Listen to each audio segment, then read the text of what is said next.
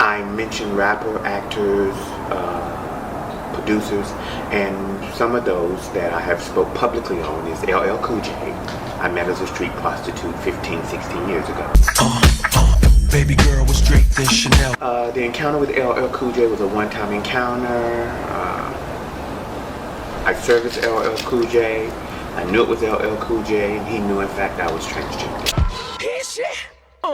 Blotitious. It was like any other encounter I had. I got paid. I performed the service. Thank you. Never spoke again. We didn't text, email, call. We didn't exchange any numbers or contact information. I never saw him again.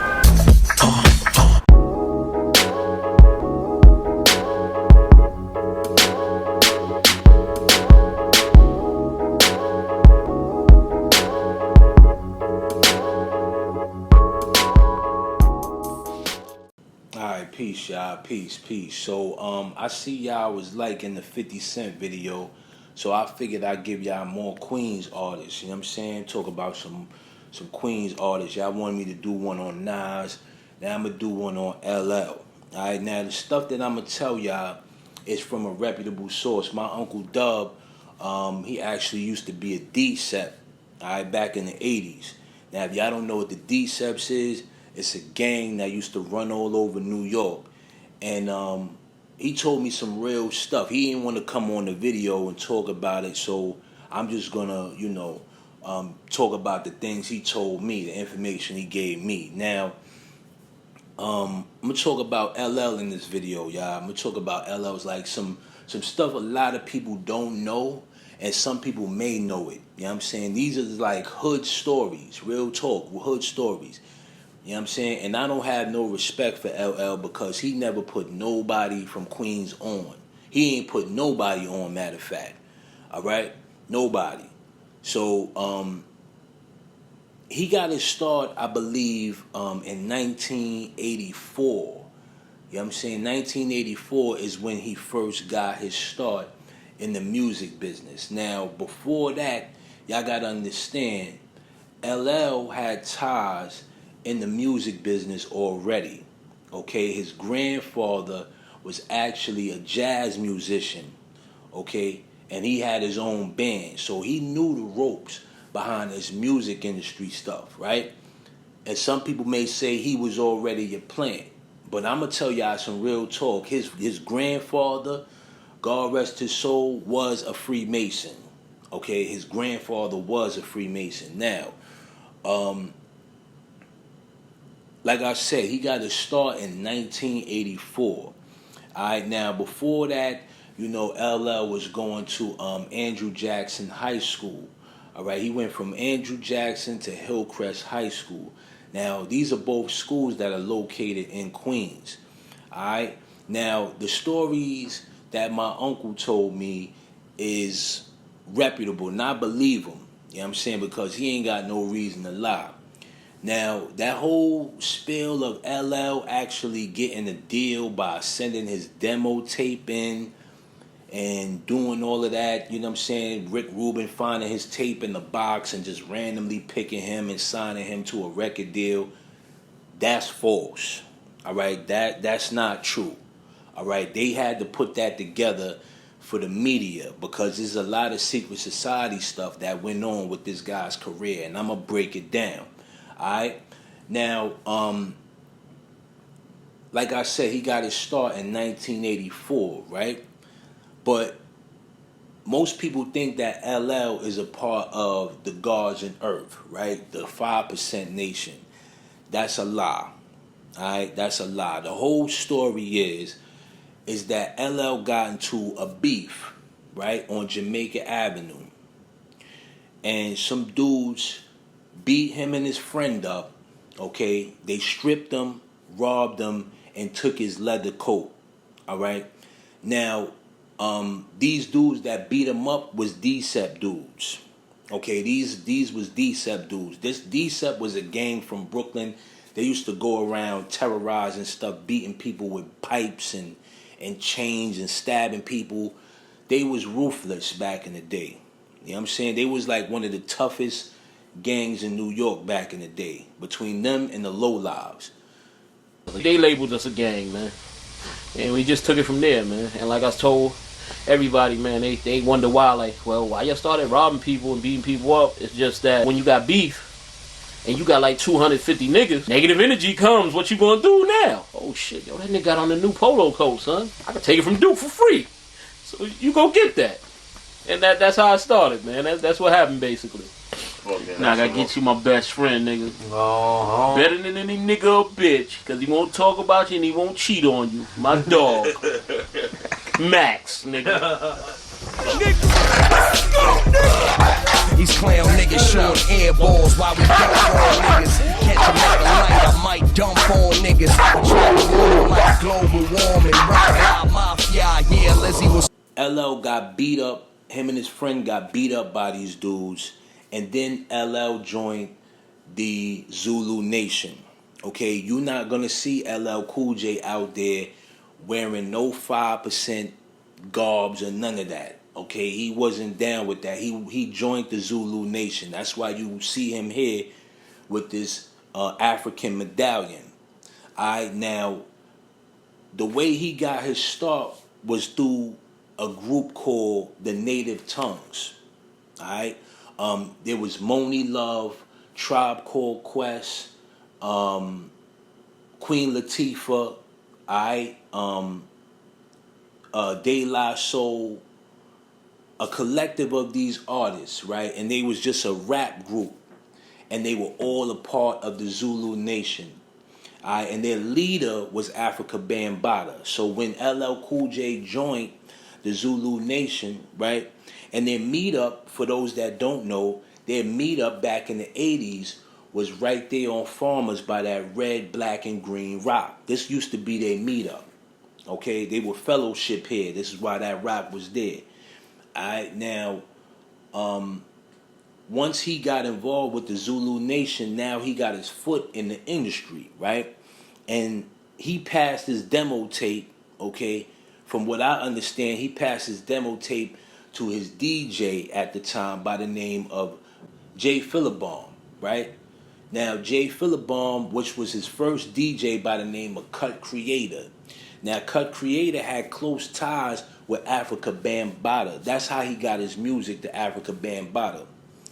Now, once Africa Bambaataa seen LL had skills, you know, he put him under the wing. Now, I don't know if he did any funny stuff with Africa Bambaataa. I'm not going to put that out there on no false claims and say, yeah, you know, he was with Africa Bambaataa and he did stuff to get a deal. I don't know nothing about that. I can't even lie and tell y'all that. But I do know what is facts. All right? Now, down the line, Africa Bambaataa passes his tape to Russell Simmons. Okay, Russell Simmons was real close with Africa Bambaataa at this time. They was real close. So this is how he actually got signed. That whole story of LL sending in his demo tape, mailing it in, and then they actually, you know, Rick Rubin found his tape in a box and then just randomly picked LL's tape and signed him. You know what I'm saying? That's a bunch of bull. You know what I'm saying? Because at the end of the day, he sounded like everybody else. The Treacherous Three, Fab Five, all of them. He was no different. So it didn't make no sense. He had connections through the Zulu Nation. That's how he got his deal. Now, once he got signed, right? Fast forward, LL is doing his thing. He's writing hit records, you know, getting platinum plaques, gold plaques, all of this stuff, right? By the time he got to his album, I believe it was Bigger and Badder, right? I'm not sure. It was Bigger, Badder, something like that. He started beefing with Ice-T. Now, yeah, got some of that LL Cool J. No, man, I don't want none of that, man. You can keep that, man. Yeah, got some of that LL Cool J. No, man, I don't want none of that, man. You can keep that, man. many people don't know this, right? But that beef with Ice-T was technically the beginning of the East and West Coast War. Alright, but it didn't bubble over because hip-hop wasn't popular enough. but they was the first East Coast versus West Coast beef. Alright? And most people don't even realize that, but they was the first. And it didn't go far because, you know, hip hop wasn't even ready for that yet. But that's what I'm saying. Pay attention though, because LL, like I'm gonna tell y'all, he's in the Freemasonry too. And I'm gonna explain how. Now, once him and Ice-T started beefing, right, it kind of fizzled out. Everything fizzled out. It wasn't until, I want to say 96, 95, 96, when that whole East Coast, West Coast thing had to reemerge, right? And LL on his Mr. Smith album was the forefront for a lot of this crap we see today. This was the first time on his song I Shot Ya where he was referencing the Quad Studio situation that happened to Tupac. Once again, they tried to reemerge the East and West Coast beef. All right, once again, they tried to reemerge it. Now, LL is a gatekeeper. At this time, he was a gatekeeper, but he lost his power down the line, and we're going to talk about that. Now, at this time, right, he put a bunch of artists on a record. You had Keith Murray, Fat Joe, Foxy Brown, which was her first actual song in the industry. All right, that was her first time even getting in the industry. All right, you also had Prodigy on there, and that song did pretty good, right? But that was the first reference of the Illuminati, okay, and secret societies on a rap record. All right. Now, like I said, at this time, LL was the gatekeeper. He was the gatekeeper. You couldn't get heard in the industry if LL didn't stamp you. If you from the 90s era, you know what I'm talking about. LL held the crown. All right? He was the Jay-Z of hip-hop back then. We can't lie. All right? We cannot lie. Now, with them reemerging the East and West Coast beef, they sparked the fuel, okay, in Tupac. LL Cool J. Rock your best. Me and my outlaw. My little homie. And Tupac went in, gave him time of day. So take me. Know which award show. It was one I was hosting, but he had came up on stage and he grabbed the mic out of my hand and he was like trying to yell in the mic and the mic was off and I just grabbed the mic back from him. He's like, "Oh, you had to take the mic back." And I said, "Pac, what?" I said, "Pac, why don't you just relax, man? What's the problem? What's going on with you?" He said, "No, man, y'all don't give me no love." I said, "Pac, I just said your name in the record on my album, Mr. Smith." He said, "Oh yeah, that's true. That's true."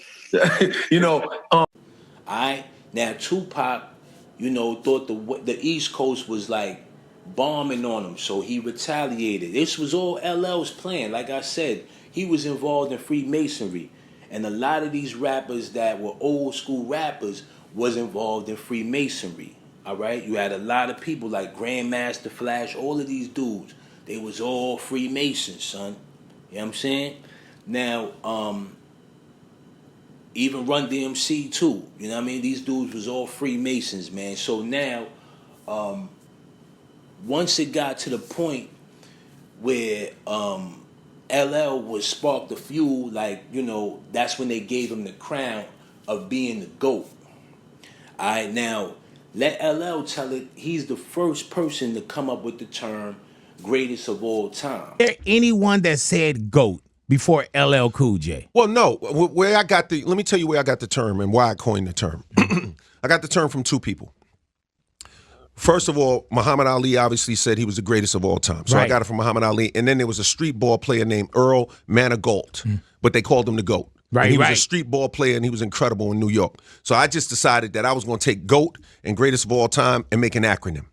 And so then that's when I dropped my album in 2000. I called it GOAT, you know, featuring the greatest of all time. And then I had no idea that it was going to become part of the lexicon. Now, we all know what the GOAT represents in Freemasonry, right? We all know what it represents. But the fact that they named LL the GOAT, okay, is because he was the one that created a lot of these beefs. Okay, he sparked the beefs. Now, you could see him here with Bill Clinton, all right, and Ed Koch. All right, these people was all connected through the government, bro. Ain't no reason you writing rap songs and the president want to hang out with you, dog, unless you got some type of ties to a secret organization. You get what I'm saying? And one thing, like I said about LL, he never put nobody on. Nobody. So it's whatever with him. You know what I'm saying? Now, I'ma speak to this point of view too. Now, most people don't know this story, right? But we had a movie theater in Queens back in the day. It was called Sunrise Movie Theaters, right? And the movie theaters were shut down temporarily due to a situation between LL and the Lost Boys. Now, if you from the hood, you know what I'm talking about, right? Back in the day, LL had tried to rap the Mr. Cheeks girl, alright? Mr. Cheeks wasn't having that, okay? And somebody pulled up and shot the movie theaters up. They was all in there watching, I think it was Boys in the Hood or something. So one of them old school movies. It was either Boys in the Hood or Menace to Society, one of them movies. And somebody pulled up and shot the movie theaters up. And it was all LL fault. After that, they closed the movie theaters down for a couple years. Then it reopened. You get what I'm saying? This was an old story that nobody really knew about. You know what I'm saying? And, you know, he always waged war with them in the industry. Mind you, they was all in the same circle. But them dudes didn't like LL. You know what I'm saying? They did not like LL because he couldn't control himself with the women. Mind you, he was the forefront of pushing the sex culture as well, with songs like Doing It, you know what I'm saying, all of them different sexual songs that he was pushing the women, and you know what I'm saying, he was the forefront for a lot of that stuff. Now, as far as when it came to like the music business, and I'm gonna talk about this, they gave LL the position to be the president of Def Jam, right? First. Before Jay-Z took it, LL got the position to be the president of Def Jam. All right? Now, something had to take place where LL had to partake in some type of weird stuff because he didn't take the opportunity. All right? And then when he didn't take the opportunity, Jay-Z jumped in the lane and took the opportunity. Now, this is how you got Jay-Z being the greatest of all time, right? Hova and all of that stuff. They knocked LL out of position. So now with Jay-Z being the head honcho over LL, it allowed him to take a decline. Because now you got the newer generation that's willing to do more ruthless stuff than you are to get to the top. You understand what I'm saying? So now, once LL started realizing like, yo, you know, the industry ain't for me, he stepped back and went into Hollywood. This is where you hear a lot of these weird stories, like this Tony person saying that LL did some funny stuff back in the day. Now, I'm going to just be honest with y'all. Do I believe this person? To an extent. Because what I got to explain to y'all is this.